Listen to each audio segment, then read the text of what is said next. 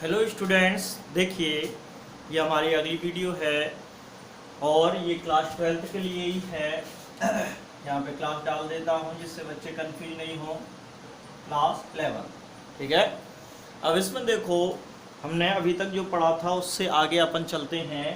तो अपन नया topic start करते हैं, परमाणु भार या परमाणु द्रव्यमान।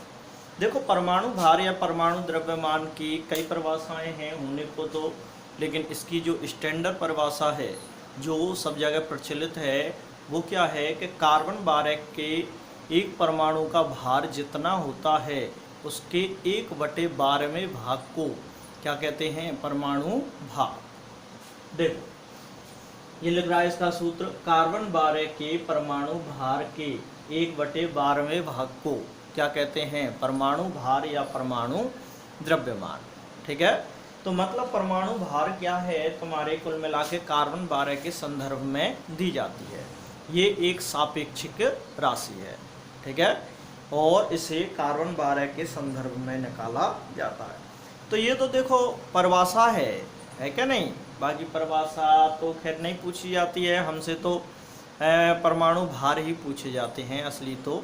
अब देखो ये कुछ तत्वों के मैंने परमाणु भार लिख रखे हैं यहाँ पे, जैसे हाइड्रोजन 20 तक मैंने लिखे हुए हैं। हाइड्रोजन का 1, हीलियम का 4, लिथियम का 7, बेरिलियम का 9। ये जो नीचे लिखे हुए हैं ये तो इनके परमाणु संख्याएं हैं, परमाणु क्रमांक। और ये ऊपर जो लिखे हुए हैं ये क्या हैं? सब इनके परमाणु भार। और ये जो है ये फिक्स वैल्यू होती है और ये भी तुम्हें रटनी है, ठीक है ना। इसमें कोई कुछ नहीं कर सकता।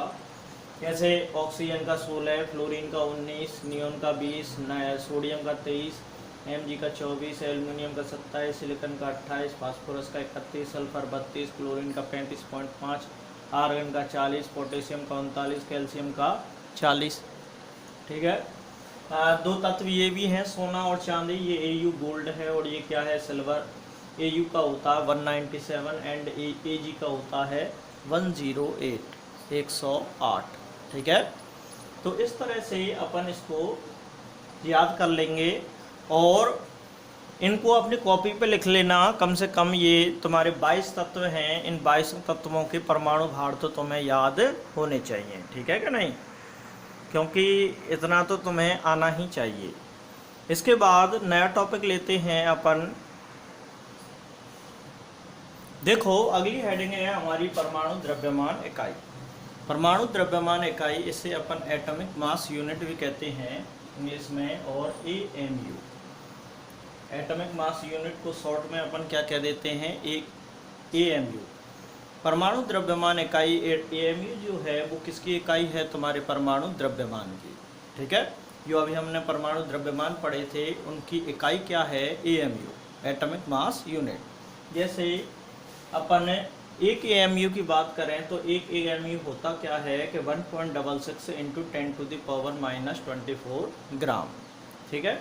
तो वैसे तो ऐसी कोई बात नहीं है कि तुम्हें कहीं पे भी AMU लिखा दिखाई भी दे सकता है, नहीं भी दिखाई दे सकता है, तो उससे कन्फ्यूज मत होना। क्योंकि ज़्यादातर अपन परमाणु भार है वो ग्राम के रूप में व्यक्त करते हैं, ठीक है। पर लेकिन अगर तुमसे पूछा जाए कि वास्तव में परमाणु द्रव्यमान की इकाई क्या है? AMU, atomic mass unit. अब ये जो AMU है ये भी खत्म हो गया है। AMU की जगह केवल क्या लगा देते हैं? U। क्या लगा देते हैं? U।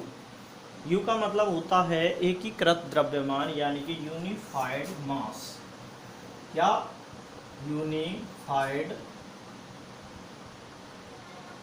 मास।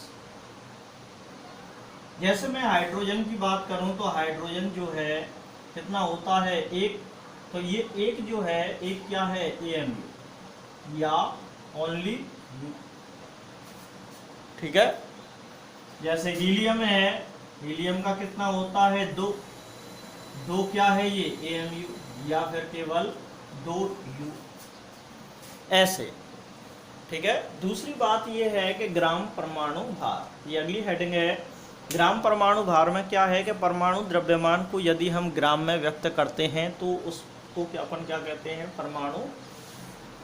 ग्राम परमाणु भार, ठीक है। अगर ग्राम में व्यक्त करते हैं तो ग्राम परमाणु भार हो जाता है और ज़्यादातर इसी रूप में हमें दिखाई देने को मिलता है।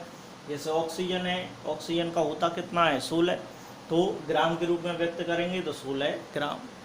ठीक है। नाइट्रोजन को करेंगे व्यक्त तो 14 होता है, 14 AMU यानी कि 14 ग्राम। तो इस तरह से अपन कर सकते हैं।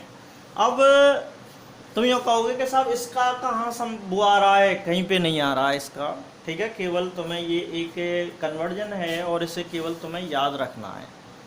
ठीक है, इसका कहीं पे भी यूज नहीं है अपने सिलेबस के अंतर्गत। केवल तुम्हें तो ये याद रखना है कि एक AMU में कितने ग्राम होते हैं। ठीक है, तो चलिए इसके बाद आगे देखते हैं अपन आगे देखते हैं औसत परमाणु द्रव्यमान।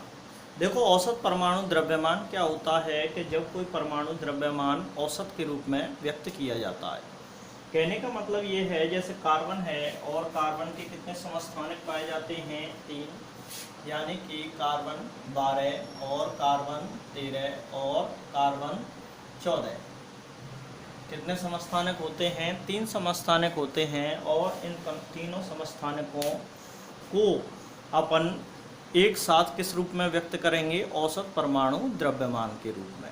अब औसत परमाणु द्रव्यमान हम कैसे निकालें, इसका एक सूत्र भी है m1x1 plus m2x2 plus m1x3 plus dot dot dot, इसी तरह से आगे की तरफ चलते जाएंगे।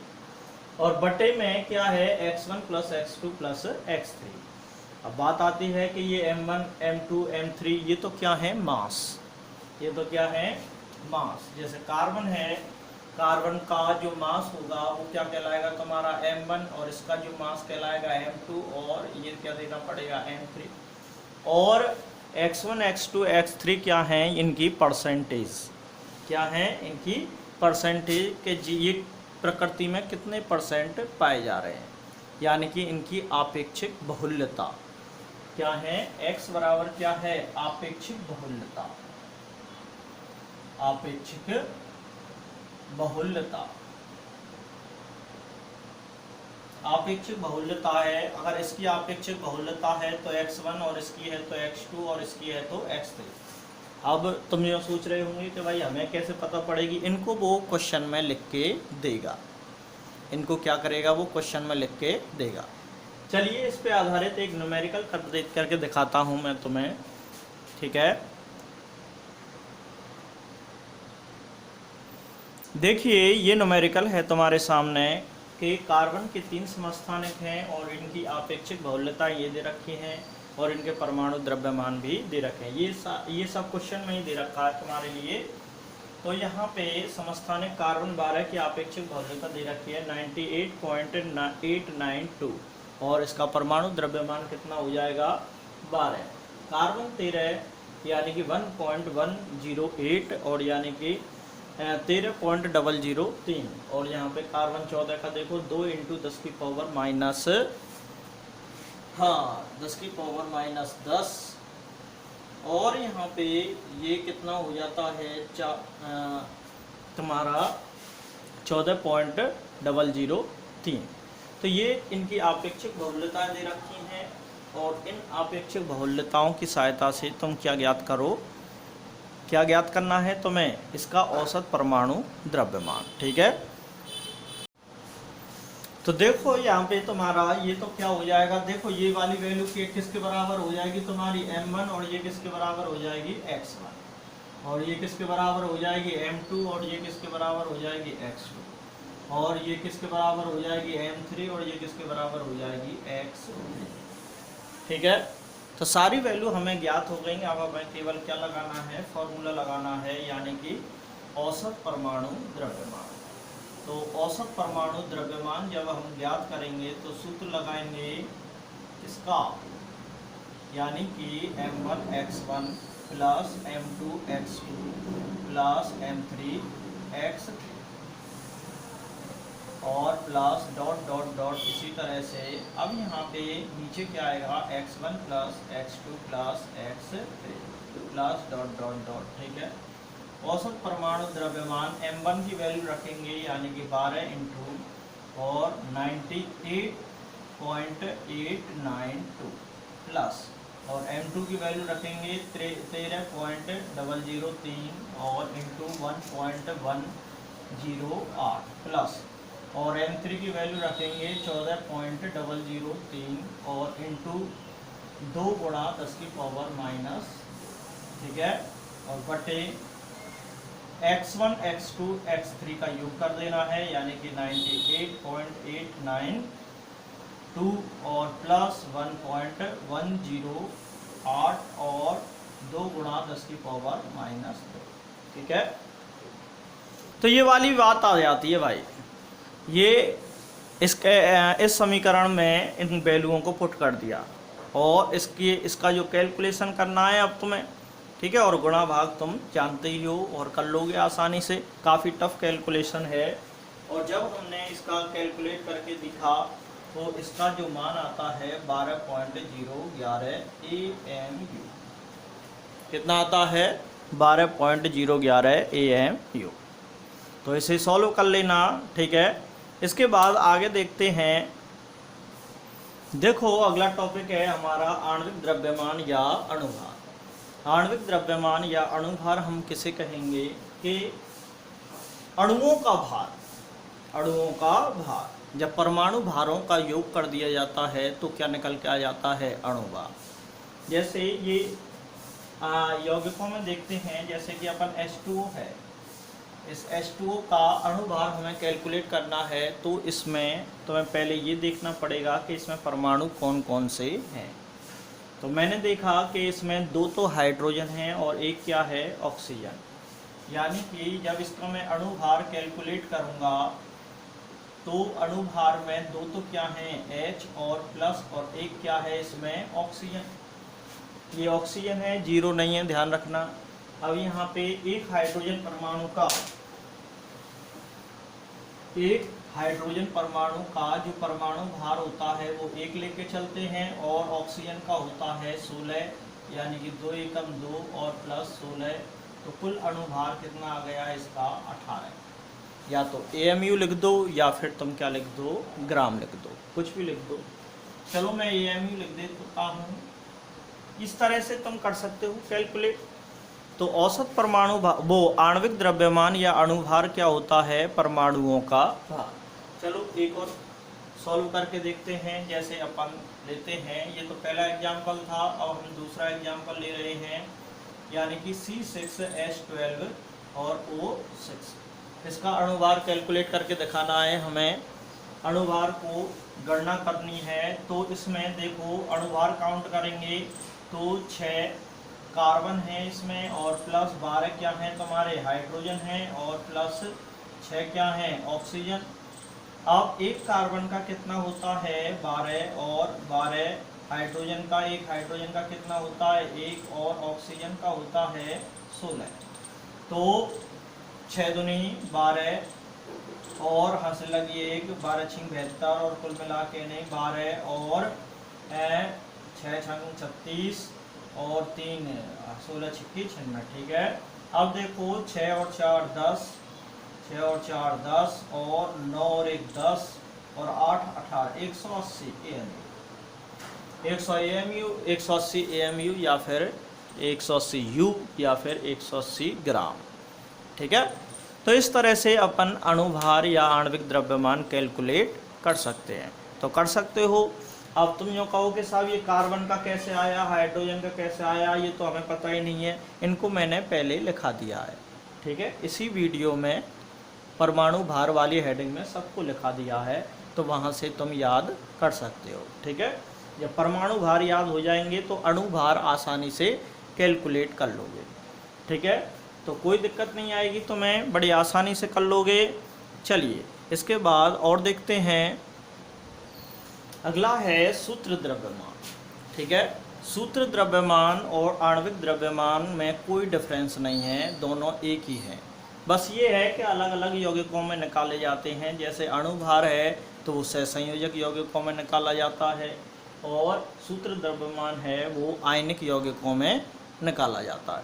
अब तुम इसमें कंफ्यूज मत होना कि सहसंयोजक यौगिक क्या हैं, आयनिक यौगिक क्या हैं। वो ये एक बड़ा टॉपिक है और इसे अपन अगले चैप्टरों में अध्ययन करेंगे, ठीक है। तुम तो इतना ध्यान रख लो कि इसमें तो कि सूत्र द्रव्यमान कुछ नहीं है, जैसे अणुभार कैलकुलेट करते हैं वैसे ही सूत्र द्रव्यमान है। ठीक है।